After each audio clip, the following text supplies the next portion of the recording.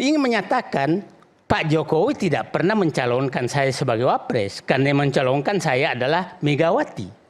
Itu pernyataan lurusnya. Jadi jangan menyatakan saya jadi wapresnya Pak Jokowi karena Pak Jokowi minta saya menjadi Nah, artinya serangan Pak JK bukan lagi substansi ke pribadi. Okay. Nah, yang keempat, utang di bank. Itu jadi Pak JK. Utang Pak JK yang menyatakan 30 triliun ini sudah melanggar undang-undang. Jadi saya menyatakan serangan kepada Pak JK ini sangat sistematis. Yang dilakukan Ade Armando hanya 1 dari 4 serangan tersebut. Maksud Anda serangan terhadap pribadi Pak JK? Pribadi Pak JK. Terstruktur, sistematis, masif. Masif. Nah, itu terjadi TSM. Kayak Bung Zaid silakan. Tadi Bung Ade menyatakan seakan-akan Pak JK terlalu banyak bicara. Itu saya ingin, karena saya mengikuti itu supaya clear. Karena saya tidak mau tokoh kita diadu-adu terus yang tidak merugikan semua. Begini, saya dipanggil Pak JK itu sehari sebelum bulan puasa. Kita harus ketemu, banyak hal tentang negara ini yang kita harus diskusikan. Tapi saya minta jangan dikemukakan di publik. Karena kita harus memberikan penghormatan kepada Presiden untuk mengambil kebijakan. Itu pesan Pak JK ke saya. Ini soal apa misalnya? Macam-macam. Nanti saya jelaskan. Karena tadi kan Bung Ade menyatakan seakan-akan reaksi terhadap ini adalah karena Pak JK sudah terlalu banyak bicara. Itu kan saya ingin menyampaikan. Nah, Pak JK menyampaikan ini ada beberapa pesan yang hanya boleh Anda sampaikan apabila bisa ketemu Pak Presiden untuk menyelesaikan persoalan bangsa ini. Tidak boleh di publik demi ketenangan. Itu pesan Pak JK ke saya. Nah, terus, sebenarnya saya melihat begini, anatomi persoalan ini hanya satu substansi loh. Banyak sekali substansi serangan ke Pak JK setelah Pak JK seakan-akan melangkah seperti umpamanya menerima duta besar Iran, menerima duta besar Arab Saudi, mengomentari BBM, mengomentari macam-macam. Itu seakan-akan Pak JK menempatkan diri oposisi. Padahal sebenarnya itu analisis mereka. Nah, terus kita lihat ada 4 sebenarnya yang serangan ke Pak JK yang terjadi. Satu yang tadi yang kita bahas sekarang ini adalah ceramah di UGM. Yang kedua adalah pernyataan chaos. Yang ketiga adalah tentang chaos yang mana ya? Nanti saya jelaskan satu demi satu. Nah, yang ketiga adalah peran seakan-akan mengakui peran Pak JK terhadap Jokowi. Yang keempat adalah sampai dibuka utangnya di bank. Ya kan? Nah, saya nyampaikan kronologisnya. Pak JK melaporkan, memberikan pernyataan tanggal 8 Agustus. Yang menyatakan saya yakin ijazah Pak JK asli. Pak Jokowi. Ya, asli dan supaya ini selesai tunjukkanlah. Jadi niatnya tidak menyatakan palsu, tidak menyatakan apa. Nah, 9 April, Pak Jokowi bereaksi terhadap hal itu. Saya tidak akan menunjuk pernyataan yang sudah berulang kali. Saya tidak akan menunjukkan orang yang menuduh palsu yang harus membuktikan. Itu pernyataan daur ulang, ya kan? 9 April muncul ininya Bung Ade Armando. Oke? 10 April. Kok Agustus terus saya? Kayaknya ada yang kejadian Agustus nanti. Oke. 10 April yang menarik langsung muncul isu baru. Idrus Marham, wakil ketua umum Partai Golkar, langsung menyerang Pak JK pernyataan chaos. Oke. Jam yang sama, hampir sama, Seskap menyatakan juga itu tentang chaos. Tapi kan nggak nyebut Pak JK kan? Menyebutkan, ada yang menyatakan chaos. Nah, iya, chaos. Kalau Pak ini Idrus jelas menyatakan. Nah, saya ingin sampaikan. Pak Seskap tidak menyebutkan Pak JK. Ya, tapi menyatakan. Nah, saya menyatakan, Pak JK tidak pernah menyatakan chaos. saya dengan Jenderal Gatot Nurmantio diminta Pak JK mendengarkan situasi ekonomi dan sosial politik ke depan. Dan saya membaca pada saat itu dan beliau memang menyatakan jangan menakut-nakuti. Nah, setelah saya dengarkan ini agak ngeri kalau saya kan di pernyataan saya itu hari Lebaran. Hari Lebaran kan saya bicara dengan Pak JK bulan 24 sekitar pertengahan Maret. 24 Maret saya menyatakan mendengarkan Pak JK, tafsiran saya kalau Pak Presiden Prabowo tidak mengambil kebijakan ini bisa terjadi chaos. Itu pernyataan saya di hari Lebaran di rumah saya. Nah, tahu-tahu Idrus Marham menyatakan pernyataan JK. Padahal pernyataan saya Didu. Nah, karena saya pahami saya ini betul-betul melalui krisis 98. 2008 dan 2018 saya di dalam, jadi saya paham betul kalau kondisi seperti ini bisa chaos. Nah, pernyataan saya menyatakan itu kalau presiden lambat mengambil kebijakan untuk mengantisipasi ini maka terjadi chaos. Nah, artinya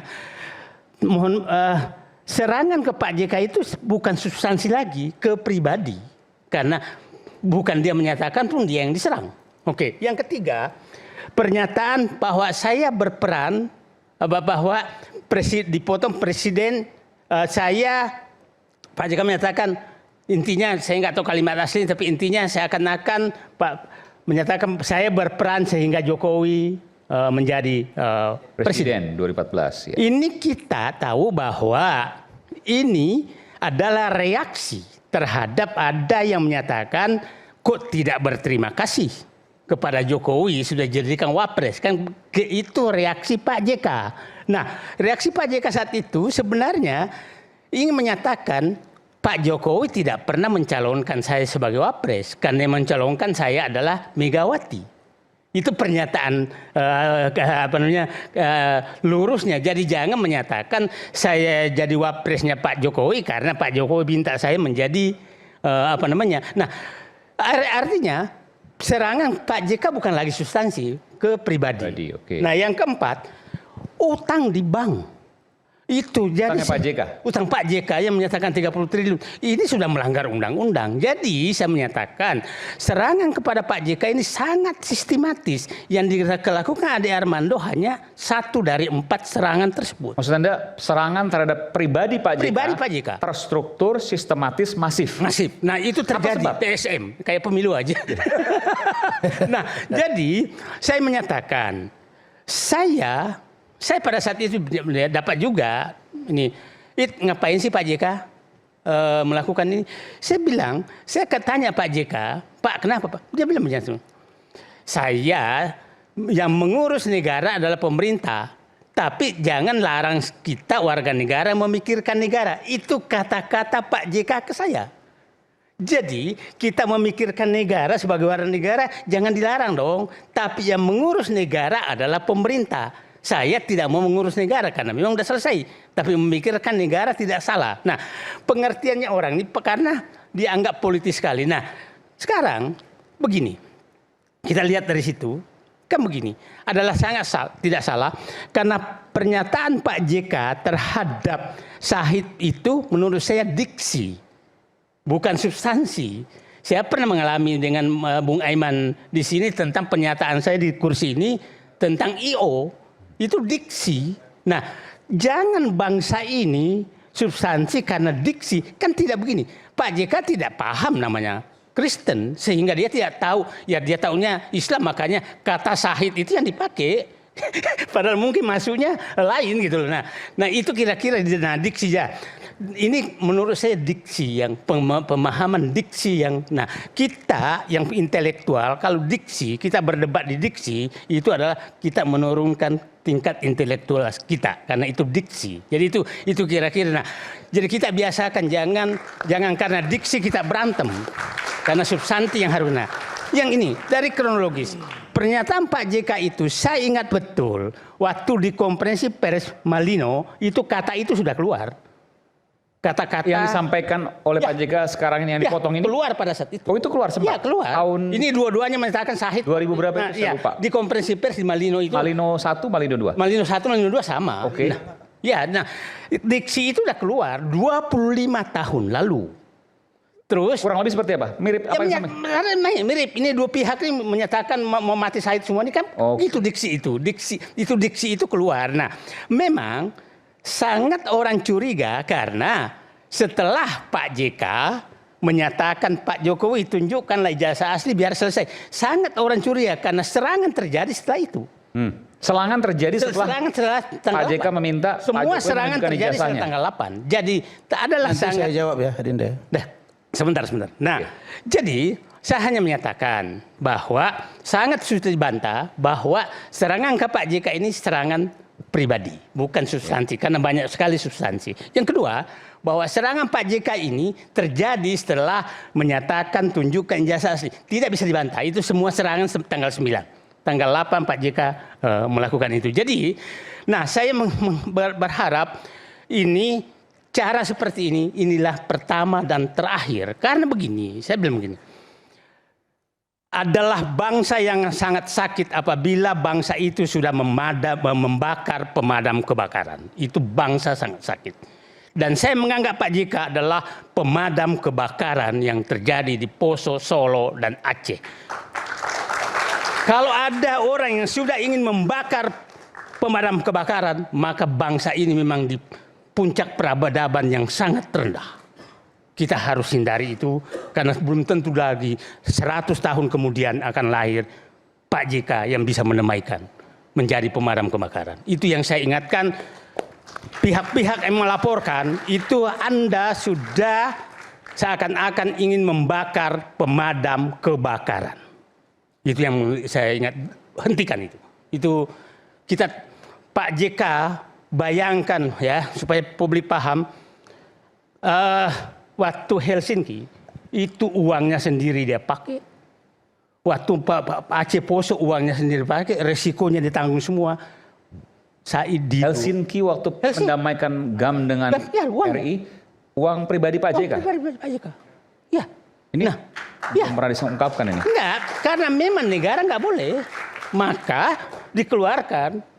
Saya pikir Pak JK waktu berangkat ke Finlandia. Ya semua mengirim Hamid Awaludin, mengirim siapa itu uang pribadi. Nah, jadi bagi orang yang tidak paham Pak JK, belum tentu bangsa ini 100 tahun kemudian punya Pak JK lagi. Itu saya pikir saya datang ke sini hanya menyampaikan bahwa sekali-kali hormatilah tokoh, jangan tokoh dijatuhkan hanya karena diksi. Terima kasih. Oke. Terima kasih. Bismillahirrahmanirrahim.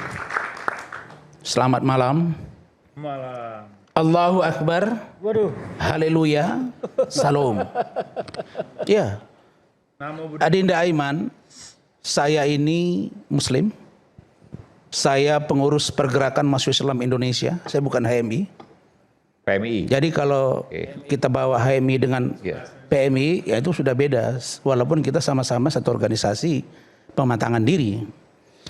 Kemudian saya pernah tinggal di tempat seorang yang taat terhadap ajaran agama Kristen, Marga Sirait di Medan. Jadi saya belajar Al-Quran, saya juga belajar kitab Injil. Karena itu pengalaman pribadi saya sangat erat kaitannya dengan bagaimana saya memandang orang yang bukan seiman dengan saya, terutama seorang Kristiani. Karena itu kasih saya ruang sedikit. Satu, terkait dengan statement Pak Said Didu, abang saya. Ini kalau boleh saya bilang, dunia media sosial, masyarakat, netizen, pengamat, rakyat sudah paham standing position dari Pak Said Didu dan kawan-kawan di mana hari ini. Standing position Rasman dan kawan-kawan di mana hari ini? Kita akan sulit mengatakan itu, bahwa disama-samakan memang tidak sama. Memang kita berbeda pendapat. Tapi apakah kita akan berantem? Tidak. Karena dalam Islam berbeda pendapat adalah rahmah. Bahkan dalam ajaran Islam ikhtilaful ulama. Ulama yang berbeda pendapat pun bisa dilakukan ajaran dimaksud. Kalau dia menganut konsep sunnah, haram, wajib, makruh, mubah, dan halal. Tafsirannya dalam ini.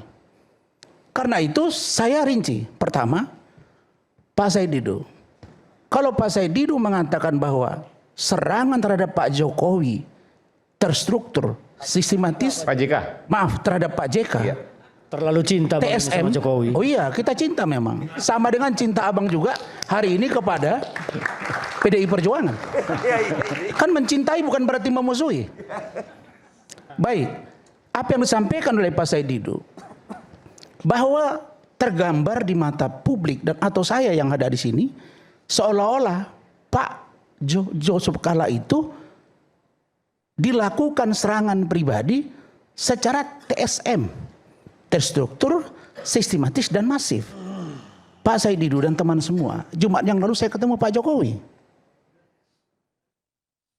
Saya boleh katakan bahwa Pak Jokowi, ini dari Pak Jokowi langsung ini. Beliau mengatakan bahwa kalau Pak JK menyatakan dalam press conference bahwa beritahu kepada termul itu. Ini bukan kalimat negarawan, Bang. Kalau abang bilang bahwa Pak JK belum tentu ada lahir 100 tahun yang akan datang, belum tentu juga seorang lahir Jokowi 1000 tahun yang akan datang. Memang Bung boleh dong saya berpikir begitu, Bang. Ini kelakuannya harus menyerang sesama narasumbernya. Berbicara aja Enggak, Bang, substansi, saya enggak menyerang, Bang. Saya harus menjawab pikiran-pikiran abang. Kebiasaan Bapak selalu begitu. Ubahlah. Kita aja baru ketemu Masuklah sekarang, Bang. substansi, jangan bukan, Bang, berdebat itu menguji argumentasi. Tapi kan ketika logika yang abang bangun tidak masuk, masa saya diam saja? Oke. Tidak boleh dong. Substansi aja, nggak usah Iya, orang. saya mau katakan bahwa. Oke, saya pamit sekarang. Memang saya menghindari orang ini. Nanti Wah, silakan harus fair kita dong. Abang dewasa. Buang. Kalau lihat foto Nggak, Bapak sekarang saya mau tanya, abang maunya saya ngomong seperti apa? Masyarakat kita aman, Puang. Tenang, Puang. Masyarakat kita. Bang, aku tanya abang bencinya apa terhadap saya? Saya harus ngomong apa? Saya tidak pernah menyerang pribadi dimanapun. Anda selalu menyerang pribadi. Kapan saya serang abang? Dimanapun. Ya, kita baru ketemu sekali. Enggak, Oke. orang lain. Saya kan ngikuti Anda. Saya nggak serang abang. Kan ngikuti Anda. Oke, saya bahas Pak JK ya, Bang. Bung Rasman, substansi aja. Substansi silakan.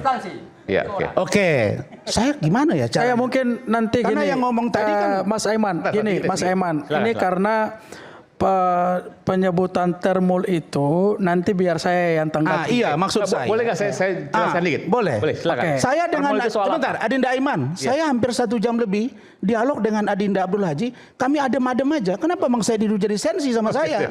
Oke. Silakan. Jadi Termul itu maksudnya apa? Begini, Pak JK, ini kita harus flashback dulu nih. Iya. Pak JK waktu itu sedang di Jepang, lalu pulang ke Jakarta. Beliau masih ada punya agenda, tapi harus mempercepat supaya secepatnya pulang karena ada kegaduhan baru lagi soal beliau dituduh penistaan itu. Iya. Dan setelah kita lacak ini bahwa ternyata yang memviralkan yang di TikTok, di Facebook, yang melaporkan dan banyak juga catatan-catatan komentar-komentar itu, kami menduga ini ada satu komunitas. Termul maksudnya? Enggak, maksudnya termul. Gini dulu. Enggak, sebutannya apa, Bang? Satu komunitas. Nah, Oke. begini. Maksudnya, kelompok pro Pak Jokowi gitulah. kurang lebih. Begini, yang mau dibilang begini, loyalis Jokowi gitu. Oke. Gini, saya mau bilang begini, Bang Raswan. Betul, supaya kita hindari kayak tadi Bang Said bilang bahwa ya janganlah kita saling menyerang. Kalau nanti tensi saya juga nanti tinggi. Ini penting. Jadi yang melaporkan berdasarkan timeline-nya adalah loyalis Pak Jokowi. Bayangkan Mas Aiman ya, seorang tokoh besar seperti Pak JK, beliau senior dan punya rekam jejak yang panjang tadi, 20 tahun di pemerintahan, mendamaikan Poso, Ambon, Helsinki dengan Indonesia, punya kontribusi dalam misi kemanusiaan dan perdamaian, lalu tiba-tiba beliau ada di Jepang, muncul kegaduhan, JK dituduh menista ajaran Kristen. Baik, berarti termul maksudnya loyalis Jokowi. Kami terima Dinda, enggak apa-apa. Bentar, loyalis Jokowi. Begini, iya,